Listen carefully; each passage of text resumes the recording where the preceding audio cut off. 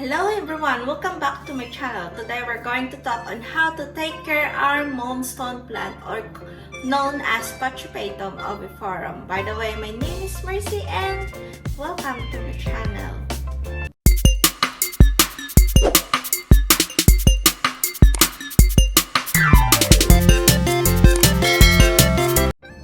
Pachyphytum Oviferum, or commonly known as moonstones, is a succulent native to Mexico. This plant has silvery chubby leaves and a good addition to your collection. Pachyphytum Oviferum is a succulent from the Crassulaceae family, just like the jade plant. The plant is low-growing with a height of 10 cm and spread of 30 cm. The stem is upright at first, but it grows the weight of the leaves will recline the plant on the ground. Moonstone succulent will produce offset that grow close together, creating an attractive congestion of leaves that may look like mound of pebbles. In late winter or early spring, the moonstone plant will produce graceful flowers.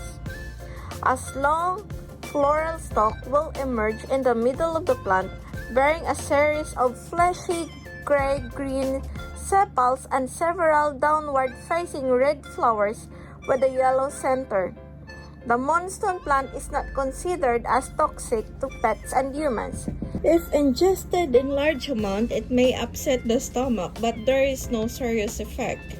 Like other succulents, moonstones can be hassle-free plants if you know how to take care of them. Here is a guide for taking proper care of moonstones.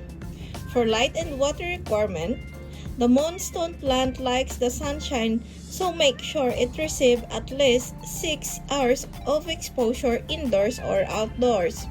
Although it can survive the intense heat of summer, it is best to shade them during peak hours to avoid leaf from scorching. Potted ones should be placed in a windowsill where there is bright light, particularly during winter. The golden rule to growing succulent is to never give them too much water. For the moonstone plant, it is recommended not to leave droplet of water on the leaves, as this will remove the powdery appearance and may invite pests and diseases of the plant. Water the plant when needed only. Check the soil first, and when the top 2 inches soil feels dry, that's the best time to water your moonstones. Make sure the soil is well draining to prevent the roots from rotting. For temperature and humidity requirements, Pachyphytum are generally tough and considered hardy. But there are limits to the temperature as well. They can survive 10 to 27 degrees Celsius indoors, while prolonged exposure to 7 degrees Celsius and below will eventually kill the plant.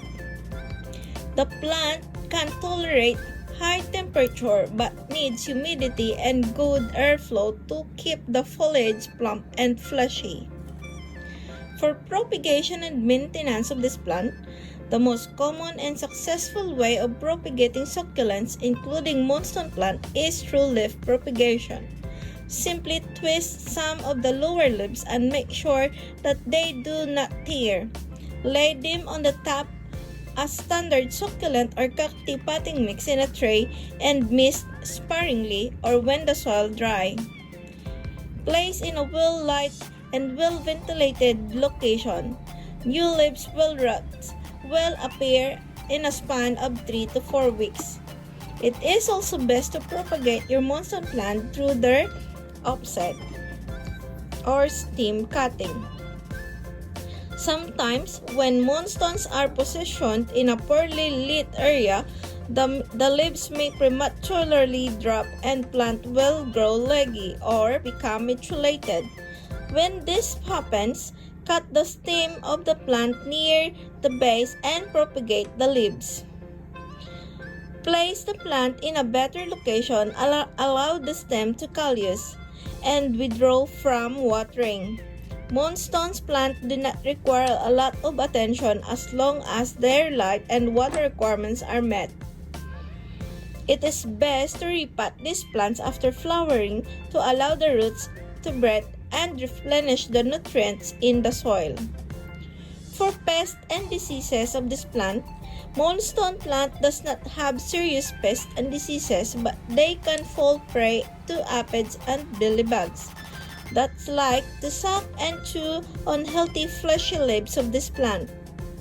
Common signs and symptoms of this pest are shriveling or deformed leaves, white cottony appearance between the stem and leaves, and obvious appearance of aphids, sometimes especially when bloom is present. So, that's for today. I hope you learned something about our topic, and if you found this helpful, please share it with your friends and leave a comments below. Bye for now and hope to see you next time.